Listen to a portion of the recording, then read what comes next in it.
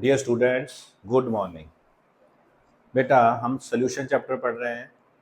इसमें हमने concentration terms ख़त्म कर दिए हैं, उससे रिलेटेड न्यूमेरिकल्स भी हमने कर लिए हैं। जो नेक्स्ट टॉपिक है बेटा, दैट इज़ सॉल्युबिलिटी। हमने सॉल्युबिलिटी ऑफ सॉलिड्स और गैसेस के बारे में पढ़ना है इन लिक्विड। हमने टाइप्स ऑफ सॉल्यूशंस पढ़े हैं, बट बेसिकली इस चैप्टर में हमने जो सॉल्यूशन के बारे में पढ़ना है वो लिक्विड सॉल्यूशन ही है। What is solubility? First, solubility को हम क्या बोलते हैं? ठीक है, अगर कोई हमारे पास लिक्विड है, उसमें अगर हम कोई चीज़ घोल रहे हैं, मतलब उसको सॉल्वेंट है, उसमें हम सल्यूट घोल रहे हैं, कि कितनी अमाउंट उनकी उस सल्यूट की सॉल्वेंट में घुल सकती है, दैट इज सॉल्युबिलिटी। किसी की ज़्यादा घुल जाएगी, किसी की कम घुल जाएगी। उसी बेस पे हम सॉल्युबिलिटी की डेफिनेशन देते हैं बेटा कि सॉल्युबिलिटी ऑफ ए सब्सटेंस, किसी भी सब्सटेंस की सॉल्युबिलिटी क्या है? That is express the maximum amount of it. किसी सब्सटेंस की मैक्सिमम अमाउंट कितनी डिसॉल्व हो सकती है एक स्पेसिफिक अमाउंट ऑफ सॉल्वेंट में, पर्टिकुलर अमाउंट लेंगे सॉल्वेंट की, और एट स्पेसिफिक टेम्परेचर। इस बात को याद रखना है बेटा। बहुत सारी चीजें हैं, खास करके सॉलिड के केस में, जब हम टेम्परेचर बढ़ाते हैं तो सॉल्युबिलिटी इंक्रीज होती है। देखो, बहुत सारे फैक्टर्स हैं बेटा जो सॉल्युबिलिटी को अफेक्ट करेंगे। उसमें नेचर ऑफ सल्यूट हो सकता है, नेचर ऑफ सॉल्वेंट हो सकता है, उसके बारे में हम पढ़ेंगे कि क्या अफेक्ट होता है नेचर का, सल्यूट और सॉल्वेंट का। हम ये भी पढ़ेंगे कि टेम्परेचर का क्या अफेक्ट होता है, और हम ये भी पढ़ेंगे कि प्रेशर का क्या अफेक्ट होता है किसी भी सब्सटेंस की सॉल्युबिलिटी पे। मतलब जो उसकी अमाउंट किसी पर्टिकुलर सॉल्वेंट में घुल रही है, उस पे जो नेचर है सल्यूट सॉल्वेंट का, या टेम्परेचर है या प्रेशर है, कैसे इफेक्ट डालता है, ठीक, उसके बारे में भी हम पढ़ेंगे। बेसिकली हमने दोनों बातें पढ़नी है बेटा, सॉलिड की सॉल्युबिलिटी को पढ़ना है और फिर हमने गैसेस की सॉल्युबिलिटी को पढ़ना है। बहुत डिटेल में हमने सॉलिड की सॉल्युबिलिटी को पढ़ना है, ठीक है। अगर हम बेसिकली बात करें पहले कि सॉल्युबिलिटी ऑफ सॉलिड की बात करें पहले,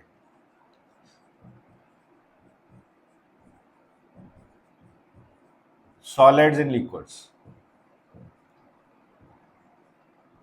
एग्जाम्पल की हुई है हमने बेटा। मैंने बोला था कि आप कोई सॉल्वेंट ले लो, वाटर ले लो, उसमें आप शुगर घोल दो या साल्ट घोल दो, ठीक। उसमें एक हो गया बेटा solute, sugar is a solute, हमने पढ़ा हुआ है। उसको हमने डाला पानी में, ठीक, और ये बन गया सॉल्यूशन, ठीक। एक पर्टिकुलर अमाउंट सल्यूट की पानी में घुल जाएगी। इस प्रोसेस का एक नाम है बेटा, उसको हम बोलते हैं डिसोल्यूशन। एक पर्टिकुलर अमाउंट हमने सल्यूट की सॉल्वेंट में डाल दी, वो घुल गई, हमने और डाल दी, वो भी घुल गई, हमने और डाल दी, वो भी घुल गई। बट एक पॉइंट आ जाएगा बेटा, जब हम अगर कोई सल्यूट अमाउंट डालेंगे सॉल्वेंट में, वो घुलेगी नहीं। उसका मतलब ये हो गया कि वो एक सैचुरेटेड सॉल्यूशन बन गया बेटा। मतलब डिसोल्यूशन प्रोसेस भी किसी हद तक होगा, एक पर्टिकुलर टेम्परेचर पे, स्पेसिफिक टेम्परेचर पे स्पेसिफिक अमाउंट ऑफ सॉल्यूट ही हम बोल सकते हैं। जब मैक्सिमम अमाउंट उसकी घुल गई इन सॉल्वेंट, तो हमारा जो सॉल्यूशन बन गया उसको हम बोलते हैं सैचुरेटेड सॉल्यूशन। इसके बाद हम और अमाउंट नहीं घोल सकते सॉल्यूट की उसमें एक पर्टिकुलर टेम्परेचर पे। हाँ, ये हो सकता है अगर आप टेम्परेचर को फिर रेज कर दो, थोड़ा सा टेम्परेचर बढ़ा दो, तो हो सकता है थोड़ा और सॉल्यूट उसमें डिसॉल्व हो जाए, बट उसमें भी अल्टीमेटली एक सैचुरेशन आएगी, ठीक। ये तो सैचुरेटेड हो गया। अच्छा, अगर कोई अमाउंट हम घोल सकते हैं फर्दर सॉल्यूट की, उसको हम बोल देंगे अनसैचुरेटेड सॉल्यूशन। चलो, ये तो सिंपल टर्म्स है बेटा, ठीक है। सैचुरेटेड हो गया, मैक्सिमम अमाउंट जितनी घुल सकती है, अनसैचुरेटेड अगर और घुल सकती हो, दैट इज अनसैचुरेटेड। अच्छा, हमने बोला डिसोल्यूशन, सॉल्यूट सॉल्वेंट में घुल गया, सॉल्यूशन बन गया। बट एक बेटा एक पॉइंट आ जाएगा, जो मैंने सैचुरेशन बोला, उसमें क्या होगा, जब सॉल्यूट के काफी पार्टिकल सॉल्वेंट में हो जाएंगे तो वो आपस में स्ट्राइक करना शुरू करेंगे, ठीक। और अगर हम और उसमें शुगर डालेंगे तो वो घुलेगी नहीं, हमें नजर आएगा कि वो बीच ही रह गई। सो इस पॉइंट पे मतलब जब हम मैक्सिमम अमाउंट ऑफ सोल्यूट की घोल देंगे सॉल्वेंट में, तो एक पॉइंट आ जाएगा, उसको बोलते हैं इक्विलिब्रियम। वहां पे सोल्यूट के पार्टिकल्स आपस में टकराने शुरू हो जाएंगे और क्रिस्टल बनने शुरू हो जाएंगे इन द सोल्यूशन, उसको हमने बोल देना क्रिस्टलाइजेशन। मतलब यहाँ पे डिसोल्यूशन और क्रिस्टलाइजेशन दोनों हो रहे हैं। हमने सोल्यूशन बनाया, सोल्यूट सॉल्वेंट में डाला, घुल गया, बट एक पॉइंट आ जाएगा बेटा जब और सोल्यूट घुलना बंद हो जाएगा, हमें जैसे जैसे हम शुगर डालेंगे हमें उसमें क्रिस्टल भी नजर आएंगे। मतलब प्रोसेस ऑफ डिसोल्यूशन बराबर हो जाएगा क्रिस्टलाइजेशन के साथ। हम शुगर का एक चम्मच उसमें डालेंगे ना, हमें लगेगा भाई घुल नहीं रही, एक्चुअली क्या हो रहा है, डिसोल्यूशन का प्रोसेस भी हो रहा है, बट साथ ही साथ क्रिस्टलाइजेशन भी हो रहा है। जो शुगर घुली हुई है वो आपस में टकरा के पार्टिकल वापस आ रहे हैं सोल्यूशन में, क्रिस्टल की फॉर्म में। सो वहां पे हमने बोल दिया कि डिसोल्यूशन और क्रिस्टलाइजेशन में एक प्रोसेस शुरू हो गया जिसको हमने बोल दिया इक्विलिब्रियम। इक्विलिब्रियम स्टैब्लिश हो गया जब process of dissolution become equal to process of crystallization, ठीक। मतलब हमने बोला कि एक सैचुरेटेड सॉल्यूशन में जो कंसंट्रेशन है सॉल्यूट की इनसाइड द सॉल्वेंट, वो एक कांस्टेंट हो जाएगी, एक पर्टिकुलर अमाउंट हो जाएगी। उस बेस पे हम सॉल्युबिलिटी की एक और डेफिनेशन दे सकते हैं, वो तो ऊपर हमने लिखी थी कॉमन डेफिनेशन, ठीक है। इसमें हमने दो टर्म बरती है, maximum amount of solute, specific amount of solvent. अगर हम स्पेसिफिक अमाउंट ऑफ सॉल्वेंट बोल रहे हैं तो हमने सॉल्युबिलिटी की डेफिनेशन हमारी बन जाएगी the maximum amount of the solid की बात कर रहा हूं मैं, the maximum amount of solid की मैक्सिमम अमाउंट, हमने ऊपर क्या लिखा था, मैक्सिमम अमाउंट ऑफ इट, कौन इट, सब्सटेंस, ठीक है। हमने यहां पे बात कर रहे हैं सॉलिड की, that dissolves in solid, that dissolves in, एक पर्टिकुलर अमाउंट ले लें सॉल्वेंट की, हमने पर्टिकुलर अमाउंट ले ली, दैट इज 100 ग्राम बेटा, 100 ग्राम ऑफ सॉल्वेंट। मतलब हमने 100 ग्राम सॉल्वेंट है, उसमें कितनी अमाउंट हमारे सॉलिड की डिसॉल्व हो गई, कब, एट ए गिवन टेम्परेचर, एक पर्टिकुलर टेम्परेचर पे, टू फॉर्म सैचुरेटेड सॉल्यूशन।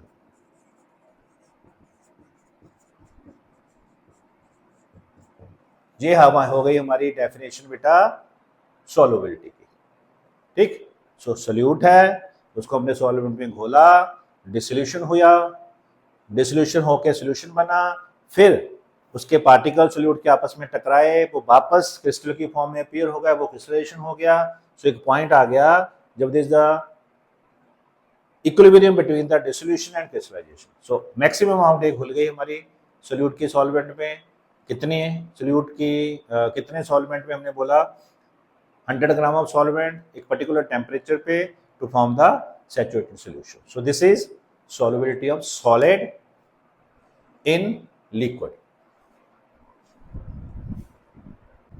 सो बेटा अब हमने बात करनी है factors affecting solubility of solids in liquids. हम सॉलिड की बात कर रहे हैं, गैस की बात बाद में करेंगे। सॉल्युबिलिटी के बारे में हमने पढ़ लिया। अब जो फैक्टर्स है जिससे सॉल्युबिलिटी ऑफ सॉलिड इफेक्ट होती है वो कौन कौन से हैं बेटा?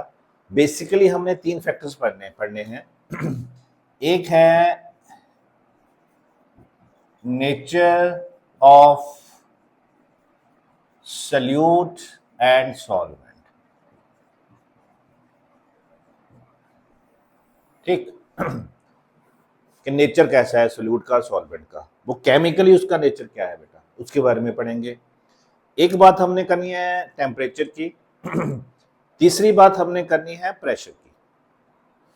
सो पहले हम डिटेल में इसको पढ़ते हैं, that is the nature of solute and solvent. ठीक है बेटा, मैंने क्या बोला कि अगर केमिकली सिमिलर नेचर है,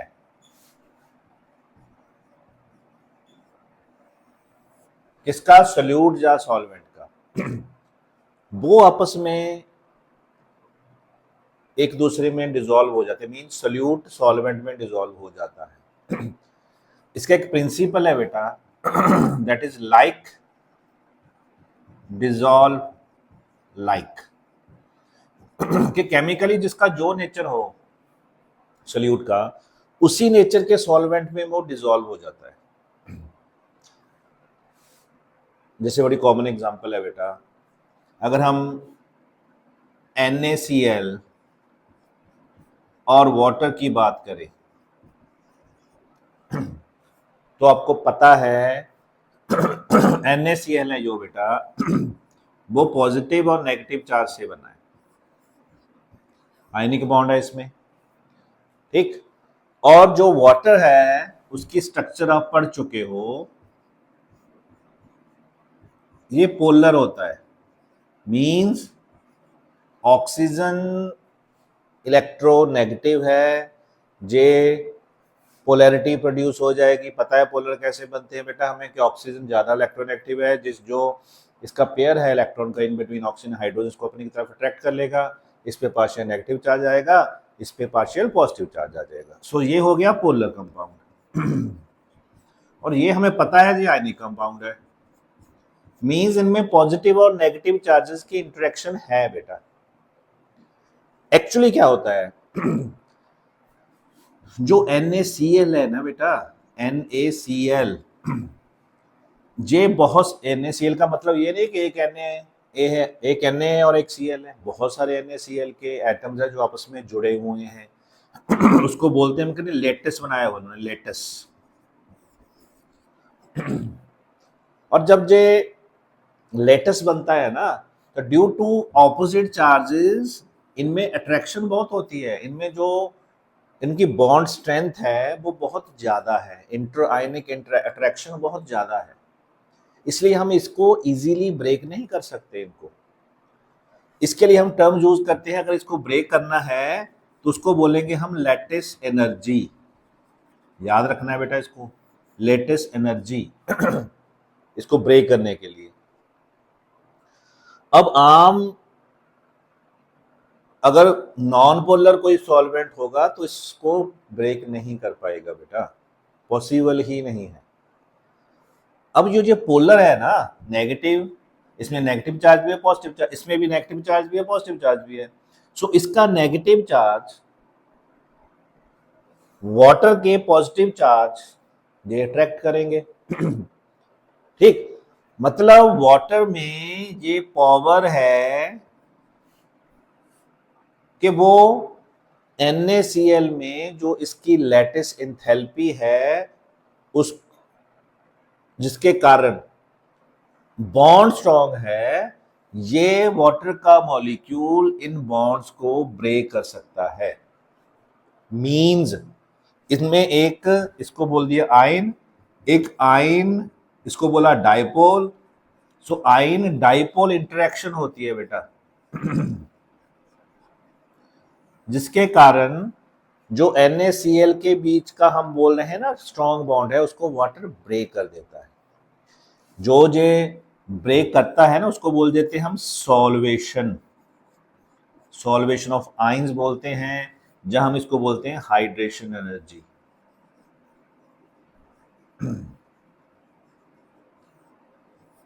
जब वाटर का मॉलिक्यूल NaCl के बॉन्ड्स को ब्रेक कर देता है। सो अब याद रखो, जो लैटिस एनर्जी है बेटा, जो लैटिस एनर्जी है जे अपोज करती है सॉल्युबिलिटी को, मतलब जितनी ज्यादा लैटिस एनर्जी होगी ना, अगर उसको हम ओवरकम नहीं कर पाए तो सब्सटेंस डिसॉल्व नहीं होगा। इसीलिए जो आयनिक कंपाउंड है बेटा वो अगर जो नॉन पोलर सॉल्वेंट हो ना उसमें डिसॉल्व नहीं होते, क्योंकि उनमें कैपेबिलिटी नहीं है, उनमें पॉजिटिव नेगेटिव चार्ज ही नहीं है जो इसको इसके इंटर आयनिक इंटरेक्शन को या लेटेस्ट एंथैल्पी को ओवरकम कर पाए। ठीक, तो याद रखना, अगर लेटेस्ट एनर्जी स्ट्रॉन्ग है वो सॉल्युबिलिटी को अपोज करेगी, और जो हाइड्रेशन है, जहां हमने बोल दिया सॉल्वेशन है, ये सॉल्युबिलिटी को फेवर करेगी। सो अल्टीमेटली क्या होगा, वाटर का मॉलिक्यूल NaCl को अपने में घोल लेगा और NaCl के Na और Cl को सेपरेट कर देगा, इसको ऑक्सीजन अपने साथ जोड़ के एक कवरिंग बना लेगी, इसके आसपास हाइड्रोजन एक कवरिंग बना लेगी, मतलब सारी की सारी जो लेटेस्ट एनर्जी है उसको ओवरकम कर जाएगी जो आयन डाइपोल इंटरेक्शन है। सो हम कहेंगे आयनिक कंपाउंड है जो वो एक पोलर सॉल्वेंट में मीन वाटर में डिसॉल्व हो गए। ठीक, अगर हम बात करें शुगर की, हम बोलते हैं ना शुगर भी डिसॉल्व कर जाती है वाटर में बेटा।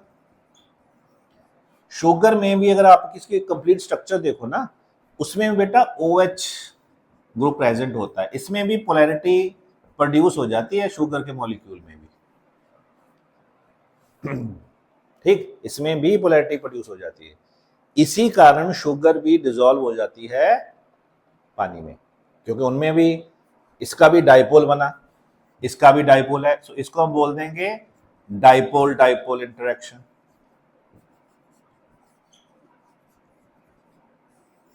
थोड़ा फर्क समझो बेटा, इसमें आयन डाइपोल इंटरेक्शन है क्योंकि ये आयनिक फॉर्म में था, ये डाइपोल था बना हुआ। सेम जो शुगर का मॉलिक्यूल है उसमें भी डाइपोल बना है और वाटर में भी डाइपोल है, सो इसकी इंटरेक्शन क्या होगी, डाइपोल डाइपोल इंटरेक्शन। इसी के कारण जो शुगर है वो भी पानी में डिसॉल्व हो जाएगी। ठीक, सो मतलब लाइक डिसॉल्व, लाइक का मतलब आप समझो कि जो आयनिक है या पोलर है सोल्यूट है, they are soluble in water. जो दूसरे हो गए, कोई एंथ्रासीन हो गया, नेफ्थलीन हो गया, ठीक है, ये सारे के सारे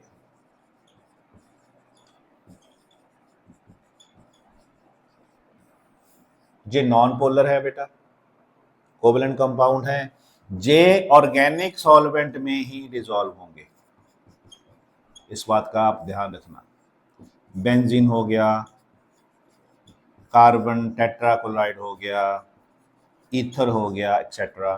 सो ये जो ऑर्गेनिक सॉल्वेंट्स है ना, केमिकली सिमिलर नेचर, अगर ऑर्गेनिक सॉल्वेंट हैं वो कोवलेंट बॉन्ड है इनमें, वो ऑर्गेनिक सॉल्वेंट में ही डिसॉल्व होंगे। क्लियर? सो इस बात को आपने ये प्रिंसिपल प्रॉपरली याद रख लेना है, लाइक डिसॉल्व लाइक।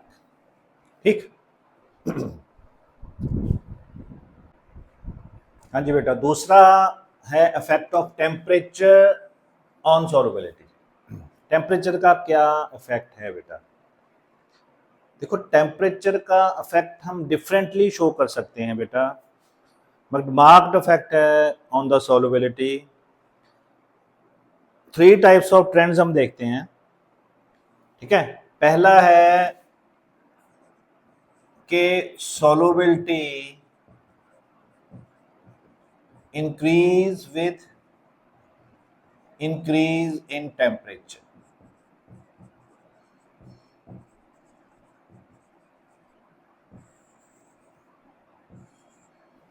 ठीक, ग्राफ से इसको रिप्रेजेंट किया हुआ है बेटा। हमने बहुत सारे कंपाउंड लिए हैं, देखो सिल्वर नाइट्रेट लिया है, पोटाशियम आयोडाइड है, पोटाशियम नाइट्रेट है, सोडियम नाइट्रेट है, अमोनियम क्लोराइड है, KCl है।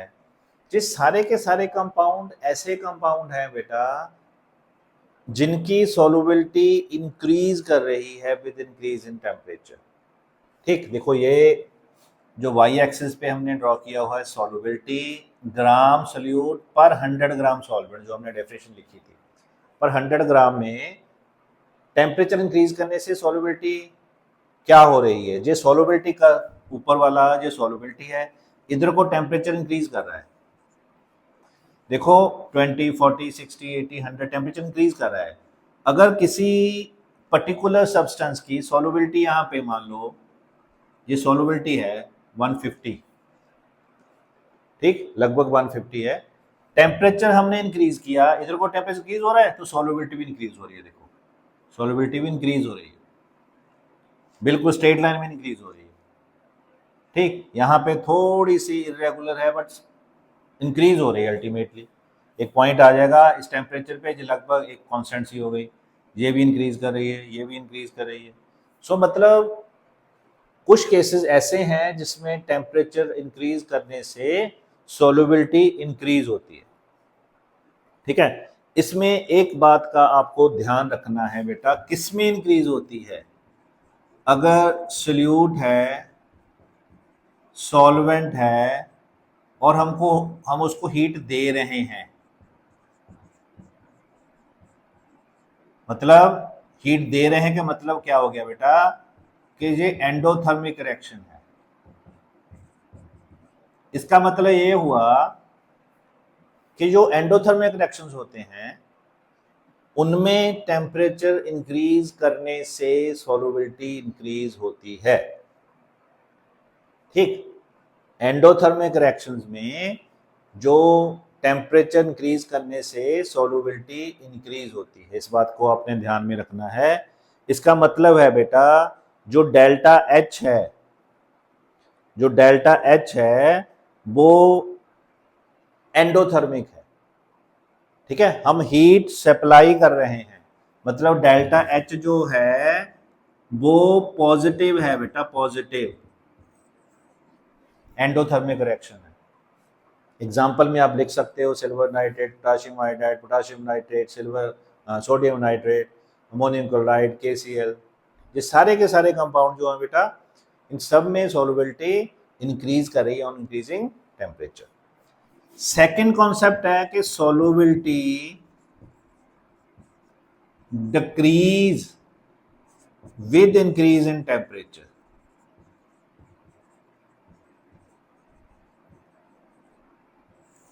इसमें आपने ध्यान रखना है, अगर सल्यूट को हम सॉल्वेंट में डालते हैं, सॉल्यूशन बन गया और एक्सोथर्मिक रिएक्शन है, डेल्टा एच नेगेटिव है, मतलब एक्सोथर्मिक रिएक्शन है।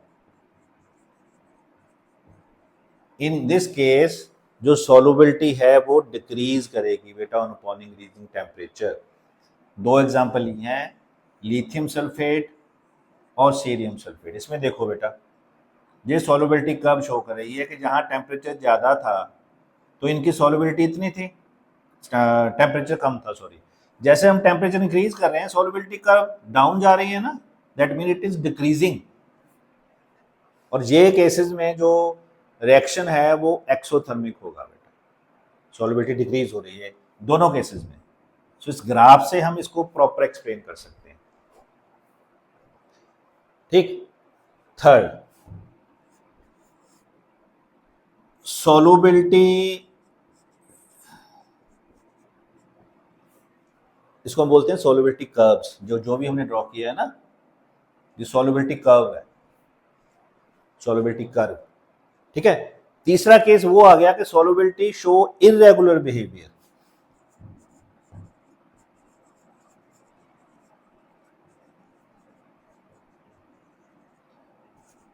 Upon increasing temperature.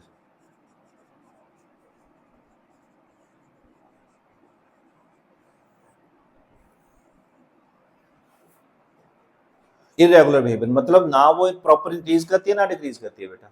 दो एग्जांपल लिए हमने, एक ली है सोडियम सल्फेट की, क्या है बेटा देखो, यहाँ पे लिख देता हूँ, वो नीचे ना चले जाए आपके कैमरे के। हमने एग्जांपल ले ली सोडियम सल्फेट 10H2O। ठीक, टेम्परेचर बढ़ाया, सॉल्युबिलिटी कर्व में इंक्रीज हो गया, बट एक पर्टिकुलर पॉइंट तक बेटा। इस पर्टिकुलर पॉइंट को हम बोलते हैं ट्रांजिशन स्टेट। ये जो पॉइंट है ना 32.8 डिग्री सेल्सियस है सोडियम सल्फेट का, इसको हम बोलते हैं ट्रांजिशन स्टेट।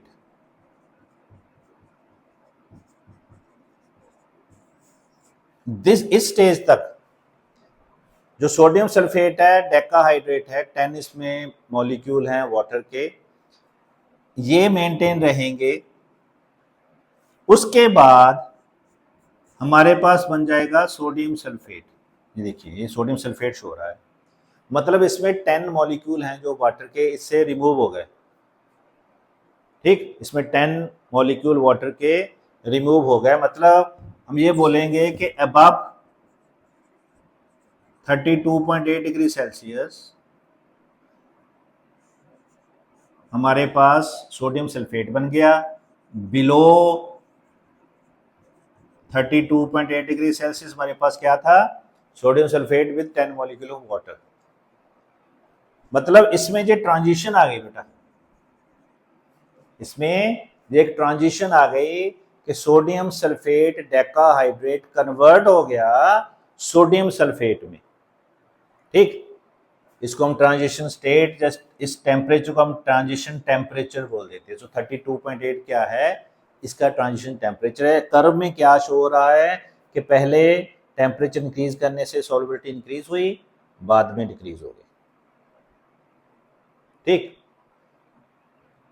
एक एग्जांपल ले रहे हैं बेटा फेरस सल्फेट की FeSO4, इसमें भी 10 मॉलिक्यूल ऑफ वाटर हैं। इस टेम्परेचर तक 61.8 डिग्री सेल्सियस तक इसी फॉर्म में है। इस टेम्परेचर के बाद इसने 3 मॉलिक्यूल ऑफ वाटर को लूज कर दिया और इसकी सॉल्युबिलिटी है वो डिक्रीज होनी शुरू हो गई। ये क्या हो गया बेटा, irregular behaviour.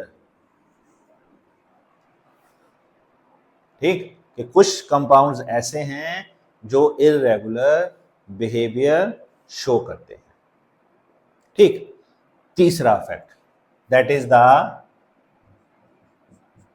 Effect of temperature, sorry effect of pressure.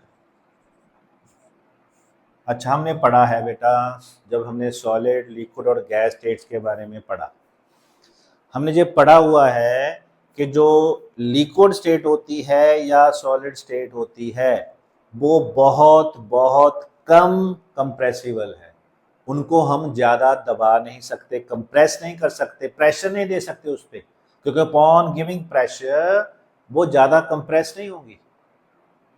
इसका मतलब ये हुआ कि जब हम सॉलिड को लिक्विड में घोल रहे हैं तो प्रेशर का उस पर बहुत ज़्यादा इफेक्ट नहीं होगा सॉल्युबिलिटी पे। ठीक, प्रेशर का बहुत ही मार्जिनल इफेक्ट है। एक वैल्यू है कि अगर हम 500 एटमॉस्फेयर प्रेशर इंक्रीज कर दें, 500 एटमॉस्फेयर प्रेशर